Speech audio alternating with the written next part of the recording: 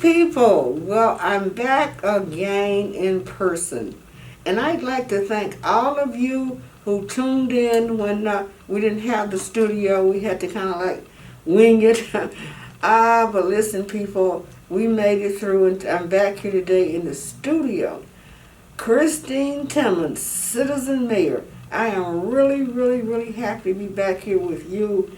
And so let's cut to the chase. Today, the citizen mayor of East Point, I have two proclamations. Let me put on my glasses. Let me read them. Number one, this is a proclamation to the East Point Police Department. Whereas the East Point Police Department have done great services, whereas the East Point Police Department has great response time, whereas the East Point Police Department treats people equally, whereas the East Point Police Department listens to citizens' complaints, I, Christine Timmon, Citizen Mayor, proclaim East Point Police Department the greatest police force in the world. Try to challenge me on that one if you can. Now let's move on. Oh my goodness, to the black people in East Point, the black resident citizens. Oh, they are just amazing. You know, they've had so much flack all this time, you know, and all this talk, but they're proving that people were wrong. So therefore, whereas the black East Point citizens are great, respectable neighbors, whereas the black East Point citizens keep their property well manicured, whereas black East Point citizens are friendly, whereas the black East Point citizens keep their property clean. I, Citizen Mayor Christine Timmon, declare black East Point citizens to be a great example for others to follow as we move forward in this world where we are trying to obliterate as much crime as possible. Look at the example that the African Americans in the East Point area are presenting. They're presenting reasons, you know, that they deserve to be involved in everything because I've seen it all. We're going to talk about that a little bit later. But congratulations to the East Point Police Department. I proclaim them to be the greatest police force in the world. And congratulations to the East Point citizens of color, the black people. I proclaim you best citizen since I was a little girl, and that was a long time ago. You guys are really, really great. I'm really proud of the way, you know, you're moving forward, because we cannot live the way we're living today with all the things that are going on. We got to stop it now. This is our time to move forward into a new world. Now, let's move on here to the mayor, you know, Mayor Monique Owens. Well, you know, she's talking about Juneteenth and everything. Let her tell you about Juneteenth. Roll that little clip on Monique. To this for Juneteenth Day. I want to do a resolution, proclamation I have right here for Juneteenth. I'll actually be telling everyone what is that about for those that don't know. Juneteenth is a proclamation and promotion to end slavery in the United States. And I think doing a proclamation on this is the right time for East Point to do it, and everyone around the country to make sure that we also, you know, don't always be reminded of our past so we can better our future. So that will be added as letter M. Also, the additional police officer, I want to add that too. All right. Now, that's what she's telling you about slavery. As you all know, Monique has done a lot of of racism style stuff. You all know that. We don't have to even mention it. And it's something that I believe a lot of time is overkill, and white people get falsely accused of racism. Well, the media does it because you make money. They beat the white people down on racism just to have a story for the next 2 or 3 weeks. Some of them got stories written a whole month ahead with the white people as the kill dog. But I'm going to show you a clip now so you can see there was no white people when slavery started thousands of years ago. We got the young African American this time.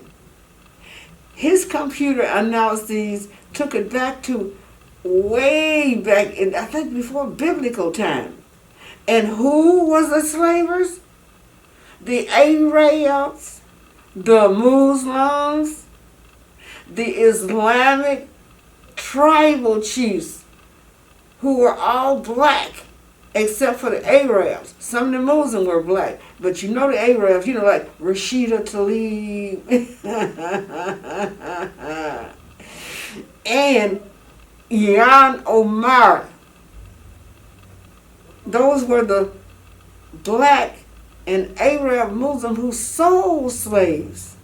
Wasn't any white people there. So roll that clip. Usually when we in the diaspora think about the slave trade, we tend to think about the Atlantic slave trade. But today, I wanted to bring our attention to an event that also disrupted African history, an event that some may even consider much worse.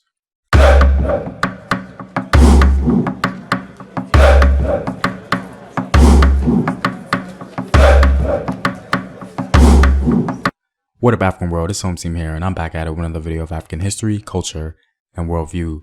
And as always, if you want access to sources, courses, exclusive videos, or if you simply want to support the Home Team, you can do so on patreon.com. The link is in the description box below. The Arab slave trade began when the Arabs first invaded North Africa in the 7th century. The Arabs' first entry point into North Africa was, of course, Egypt. The general Amir ibn al-As invaded Egypt in December 639 with a humble force of 4,000 men. According to the sources, these men belonged to the Arab tribe of Ak and partly to the tribe of Gafik. The troops also included some new converts of Roman and Persian soldiers. Ironically, the Muslim Caliph Omar, after allowing his general to leave to conquer Egypt, was having second thoughts, because he thought they surely couldn't conquer Egypt with a measly 4,000 men, so he wrote a letter to General Amir. If you receive this letter when you have already crossed into Egypt, then you may proceed.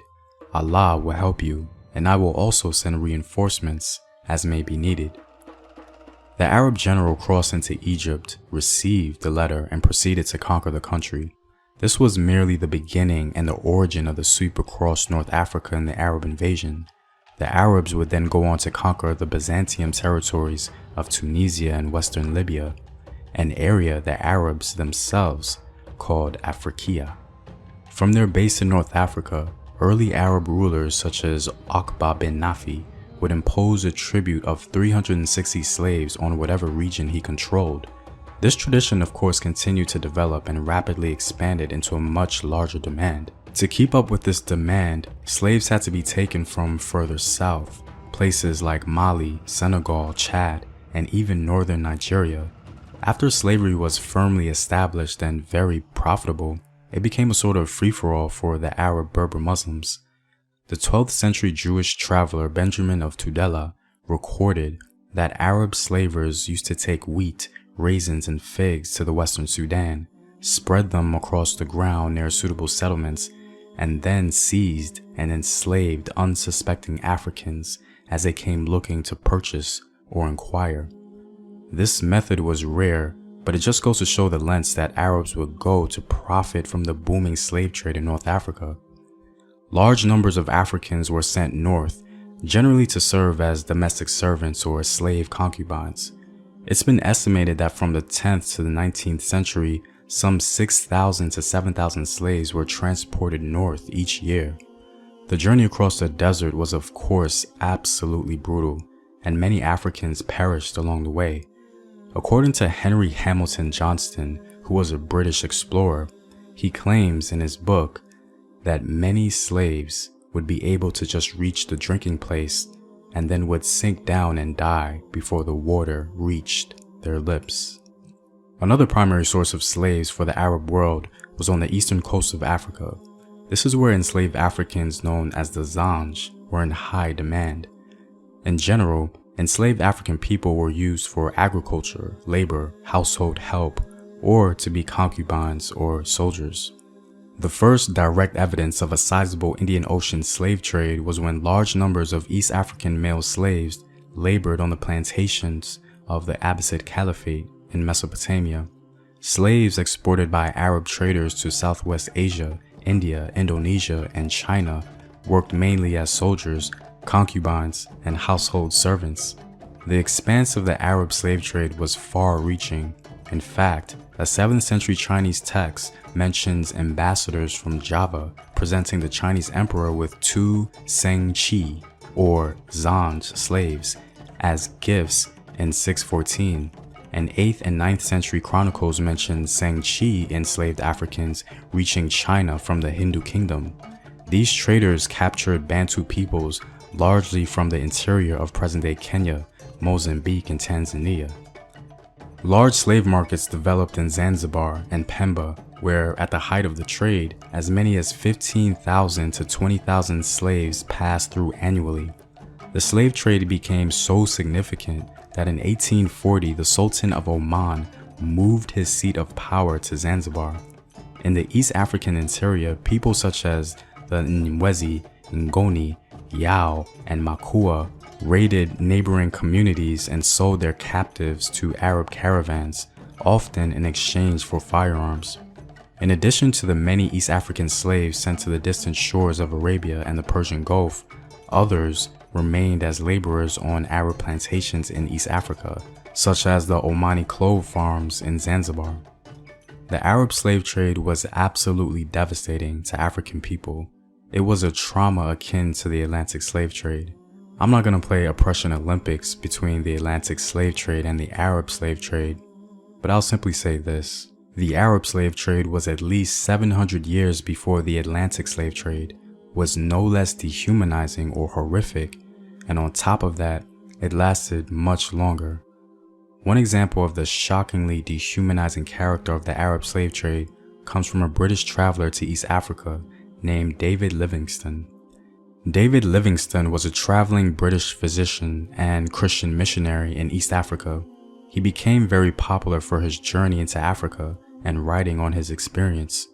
His first-hand eyewitness account of the Arab slave trade really increased his knowledge across the world.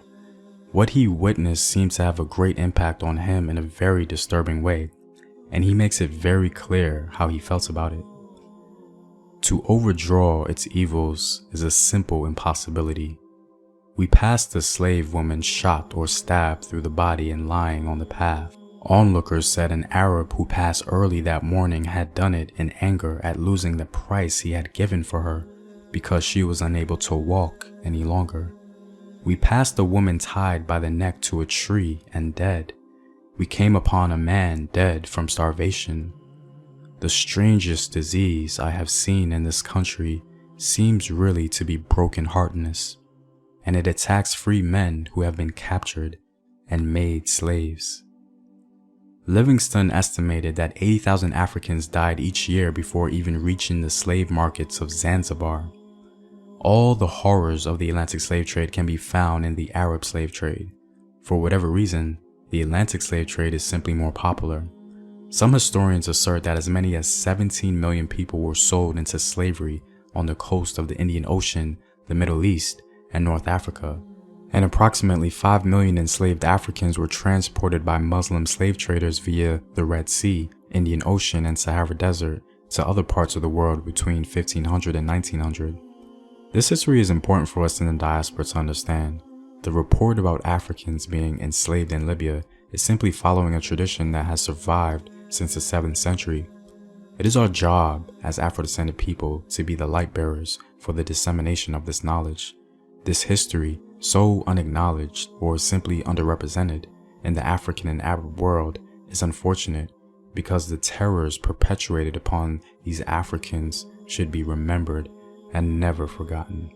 You see what I mean? How many white people did you see? I saw Livingston, but he was just, explaining about this slave trade stuff. And the Atlantic slave trade, when they came in, oh shoot, that was near the end of it. Because the British and other, like Irish and all of them, and they had settled in America in the colonies. And they were upset because, you see, they couldn't have slaves over there. Great Britain did not allow it. So they said, well, we ain't in Great Britain anymore. Shoot, we're going to get us some slaves now. And that's the Atlantic slave trade. Well, that didn't work either. Because as soon as John Brown, old-time Republican, they said, we're not going to have that here either. Oh, shoot. Get that movie, John Brown, the Abolitionist.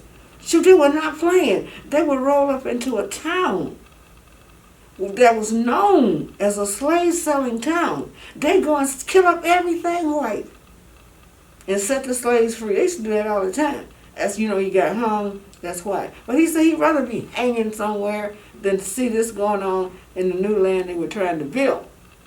Then Abraham Lincoln, he was a Republican. You see what happened to him?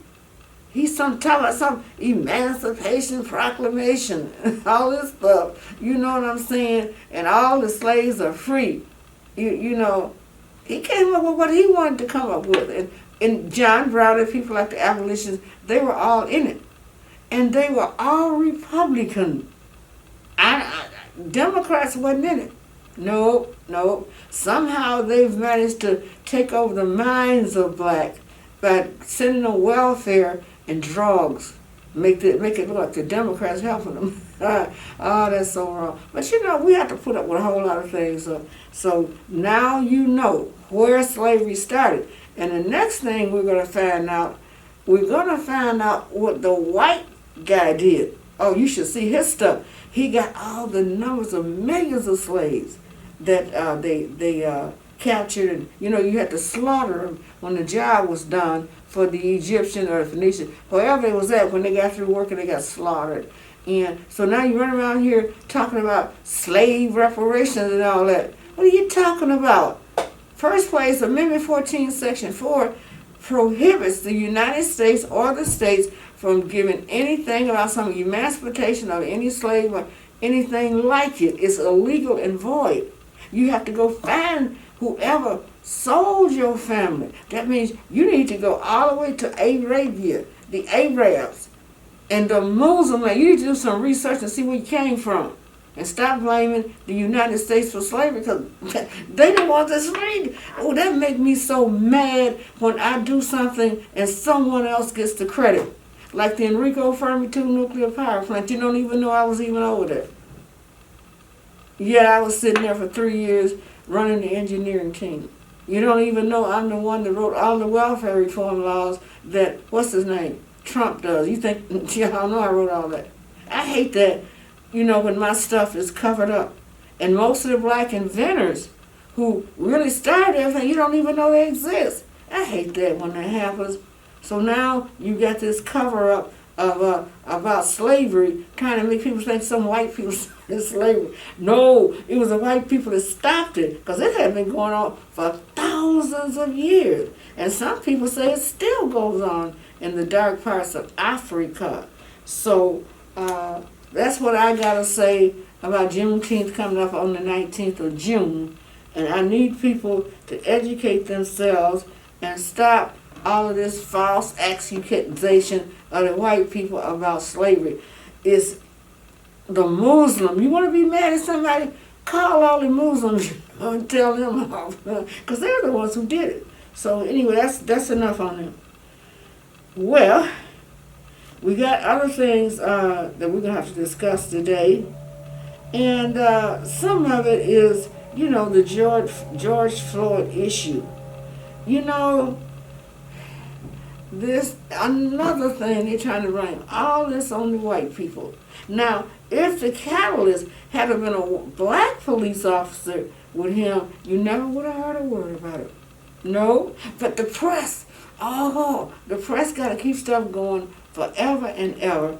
And black people and white people have been so misguided for 50 years by welfare and drugs until you don't know what's right or wrong. And the young people, they just got born into this stuff. They don't know how the black people and the white people used to live interracially for decades up north. All of this excess racism mess didn't start until after the welfare and drug syndrome hit America. Then that's all you heard every day, racist this, and that helped them to keep their welfare checks and all of that. And they didn't want to go to the training schools anymore and left me and the other people who really wanted to be trained. We stayed in school. Well, we looked kind of stupid because they made 3 times the money that we made on the welfare, and they was driving new cars and had their hair all frizzled up and nailed. But you know what? We said no. We don't need that. We're gonna make it on our own. So now here we are. What year is this? 2020. We just had this issue with George Floyd. Oh, but it's all their fault. Starting back in the day, in the late 60s, when the black women decided just leave the family behind. The men, they just threw them out to get checked. Johnson said it. And then it kept getting more and more. Then the drugs came in. The only way a man could see his child is in front of the court. That's just the way it was. And it continued on. Then the rap music came. Kill the police and kill the nigger. Don't let nobody stop your flow and all this, because these drugs got to go out. And this is what's been happening. If that's all you hear all your life, is this what the rappers say? Of course you're inclined to be that way. Then the white people start rapping, and the Pillsbury Doughboy, the hell? I said, we're all going to hell. That's what I used to say. And you know what? I wasn't wrong. But see, I was not brought up on the time this Hater Nation stuff. Like that song that Mary J. Blige had, Hater Nation. Everything was about hate, hate, hate. In my time, they sang all them beautiful love songs. Oh, God, what all I'm going to give you, and I'm going to build you a house on the hill. I'll shoot they tell you not, D, you need to raise up our Pfizer. You and your kids, too. So that was what happened, and we lived like that outside the law. God, too, didn't like it either. That was the way they were living. Women used to count the number of babies they had and how much money they was going to get, and encourage the girls to get another baby so they could get a grandma check for at least 4 years. The little 8-year-olds, they wound up in juvenile. They had them on the corner selling drugs. They had the girls having babies. And the boys, by 17, you in prison, dead, or some crippled up, named up stuff. That was not the white people who did that. They weren't the white people there. They weren't there. And when they started tearing out all the neighborhoods, burning up everything, tore up from the floor up, there were no white people there. All of my white friends had to leave. I couldn't afford to go. Some of the blacks on my street who had a lot of money, they went with them. This is where they moved, out to East Point, Roseville, St. Clair Shores. And this has been years ago. And now everybody running around here talking about the white people. And I didn't see no white people. When our houses got busted into and all these bad things happened, tearing up my water bit, it wasn't any white people there. This was black on black crime. And that's when they started using that terminology around about, the late 70s. They started using that terminology, black on black crime, and it would be in the paper all the time. Now they're using it to say it's the white people, it's the racism. It's like I tell the Black Lives Matter people, Excuse me? Your mama didn't think so. This is what we told those women who started doing this stuff. Look, you gotta look out for the future of the children. If you start using drugs and get out of the job training program and become some welfare witch, what is it gonna do to the future of your children? Or they say, oh, she crazy now. You know what I'm saying? Because they had it for themselves. They were practically cannibalizing the children. I wanted to strangle a whole lot of them, but it was nothing I could do. For 25 years, I just walked around and watched these things happen. But in 1994, when they sent the Republicans in there, that was when I was able to take over. I called my own congressional hearings. That's how you got the welfare reform laws and work first and all of that around the nation. That's how you got that. Because I was sick and tired of the kids being in this mess that they welfare witch mama put them in. And a whole lot of the stuff. The truth is, less than a month later, 77% of welfare women was off drugs and in the training programs and happy as heck to be free of the drug system. I had a lot of girls come up to me and thank me, you know. Well, they was doing better than I was. I was still on my soapbox, so I wasn't worried about trying to get new cars and all that. But they had their new cars and they had new houses. And I was just proud of them, you know, for recognizing that they was on the wrong road. So here we are now, all the way to 2020. And it just kept continuing with the drug stuff. Because when the Democrats took over the state government, Granholm, when the Democrats operate the government, they don't give a daggone about what happened to black people. You can sell all the drugs you want. They don't care. And this is what proliferates needing so many police. If the black people hadn't did all this stuff, we'd be normal. Maybe have a few police officers, but when you got all that black on black crime, what else you gonna do? So now what we're gonna do, I'm just gonna tell you. The last thing I read on the autopsy for George Floyd was corona, methamphetamine overdose, fentanyl along with it, cardiopulmonary arrest of the heart. There's 4 things already right by itself is going to take you out. And then what they wrote was the thing that the officer doing with his knee was just a part of it. So to hear them tell it, he got a 5-part death. You can't do it like that. I don't care what they say. Because, you know, we all watch all the Columbo and stuff. You're going to have to make it real. But they did not say asphyxiation. They didn't say that. So, you know, and then I'm telling you, I blame the last 50 years of this welfare drug syndrome and the rappers. I can't stand them. Rapping out all that stuff about evil and hatred and killing the police and the nigger. Or they love to say that. Some kind of way we should be able to sue them. So what we're going to do now, let's let Floyd rest because there's nothing we can do about it right at this instant. Oh, and by the way, they're not going to defund the police. I won't allow it. We're going to go on now to Carly DeMonico on our city council. Roll that clip about Carly. See what he's doing? He's naming off the people who got killed by the police without thinking that they were doing something wrong. But he's immortalizing them as martyrs. So let's roll him for about a minute or two and listen to some of these names. Police, I'd agree with Ms. Lucido about it being on the next agenda because it wasn't clear then with the motion we made. I'm in favor of continuing to have JJ Mish out of there, but of course we'll decide that then at the next meeting since we did it this time. Then next, I'd like to send my condolences to Myra Golden's family. A member of our beautification commission passed away. Myra Golden, I know, probably almost everybody on this call knew her, and she kept the beautification commissions lively and was definitely a joy to be around. And Was at each and every meeting. She'd never miss anything. So she's going to be missed.